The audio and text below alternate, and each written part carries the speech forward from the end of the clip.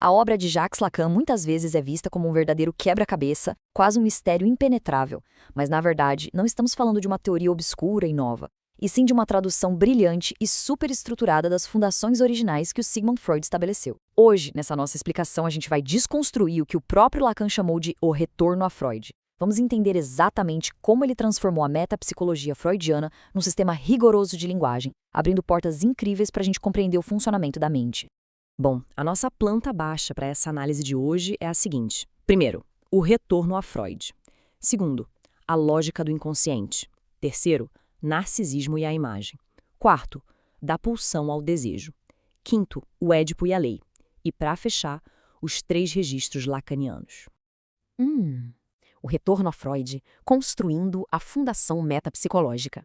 Olha, para conseguir entender o tamanho da casa lacaniana depois de pronta, é absolutamente crucial examinar primeiro os alicerces freudianos de inconsciente. Sem essa base, toda a estrutura perde o sentido. O Lacan não tirou a psicanálise do nada.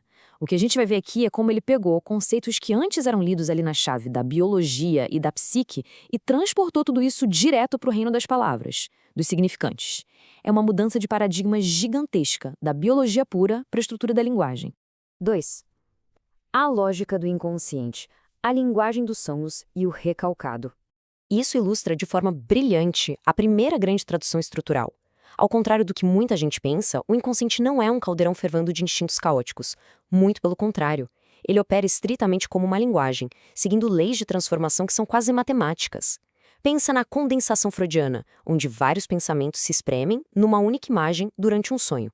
O Lacan mapeia isso diretamente como uma metáfora, uma substituição. Já o deslocamento, aquela transferência de intensidade para burlar nossa censura, vira a metonímia, o deslize contínuo do desejo.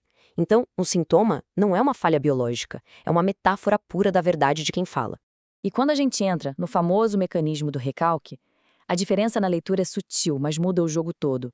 A própria existência dessa barreira do recalque prova que o inconsciente é um discurso totalmente autônomo. Ele fala através da gente, sem nenhum controle consciente da nossa parte. O que é expulso da consciência e jogado lá para as sombras não é um instinto cego, mas o próprio significante literal que insiste em voltar através de atos falhos e piadas. Essa autonomia avassaladora do inconsciente culmina nessa provocação maravilhosa à filosofia clássica. Penso onde não sou, sou onde não penso. Essa alienação profunda e super desconcertante é o resultado lógico e direto desse inconsciente autônomo que o Freud propôs lá atrás. 3. Narcisismo e a imagem, erguendo as paredes do ego. Passando para a próxima fase dessa nossa construção, a gente percebe que o ego humano é erguido literalmente de fora para dentro. Ninguém nasce com um eu pronto e acabado, né? É preciso o que o Freud chamou de uma nova ação psíquica. Aquela falsa sensação de completude que acontece no registro imaginário do Lacan, quando a criança vê a própria imagem unificada no espelho lá pelos 6 a 18 meses, depende inteiramente da distinção fundamental que o Freud fez. A diferença entre investir energia na própria imagem e investir no objeto externo. Agora, o que é realmente fascinante nessa evolução é notar o rigor com que o Lacan separa as coisas. De um lado, a autoimagem imaginária do espelho, o ego ideal. Do outro, o ideal externo que vem da sociedade, o ideal do eu, que fica lá no registro simbólico. É a lei da linguagem agindo para organizar nossa própria imagem e tudo isso fundamentado naquela transição freudiana clássica do narcisismo primário para o secundário. 4. Da pulsão ao desejo, instalando a fiação do sujeito. Com as paredes de pé, a casa precisa de fiação interna, né? O nosso motor de arranque. E aqui, a precisão das palavras altera absolutamente tudo, separando meros instintos biológicos de sobrevivência daquela pressão implacável das pulsões psíquicas. O Lacan traduz essa ideia para argumentar que a pulsão, o tribe, não é só uma necessidade orgânica com um alvo fixo como a fome. É, na verdade, o impacto direto da linguagem no nosso corpo biológico.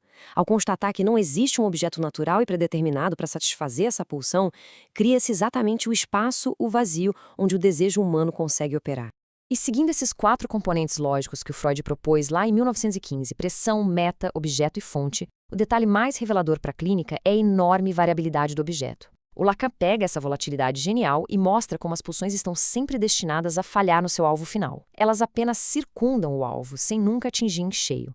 É um circuito que não para nunca, uma eterna substituição. E aí chegamos num dos conceitos mais incríveis da psicanálise, o gozo, ou jouissance. A observação do Freud sobre os traumas repetitivos e aquele jogo infantil do aparecimento e desaparecimento levou o Lacan a formular essa ideia de maneira brilhante. É um excesso paradoxal de satisfação que ignora totalmente os limites do prazer. Ao nomear a ausência, a linguagem basicamente mata a coisa real para dar à luz o símbolo. Esse acesso ao herdeiro direto e formidável da pulsão de morte do Freud. 5. O Édipo e a lei, levantando o teto da sociedade. A nossa arquitetura agora precisa de um teto. Vamos olhar para o complexo de Édipo não como um dramalhão de família, mas como a estrutura essencial e pacificadora que insere a gente na grande teia da cultura. O Lacan tira o mito de Freud da literalidade biológica e o transforma numa arquitetura puramente lógica. A ameaça de castração deixa de ser um medo físico e vira a aceitação simbólica da incompletude geral. O nome do pai é que introduz a lei da linguagem, provando que o desejo aponta sempre para outro lugar e que ninguém é inteiramente completo. E como essa construção se dá passo a passo? É a tradução milimétrica dos estágios empíricos do Freud para os marcos estruturais do Lacan. O desejo incestuoso inicial dá lugar à identificação com o falo. A ameaça do pai biológico cede espaço para a intervenção do nome do pai, culminando na majestosa e definitiva entrada na ordem simbólica e na aceitação da lei. A importância do nome do pai como essa âncora simbólica é gigantesca. É ele que substitui o desejo da mãe, rompendo aquela relação dual e imaginária. Mas vale lembrar sempre, sem as considerações do texto Totem e Tabu de Freud, explorando a função da lei originária, esse conceito de autoridade simbólica que quebra o espelho imaginário jamais poderia ter sido formulado. 6. Os 3 registros lacanianos. A arquitetura concluída. O telhado está pronto e a estrutura principal está finalizada. O que a gente percebe agora é como a rica realidade psíquica abordada pelo Freud se encaixa com perfeição nessa famosa estrutura tripartite do Lacan.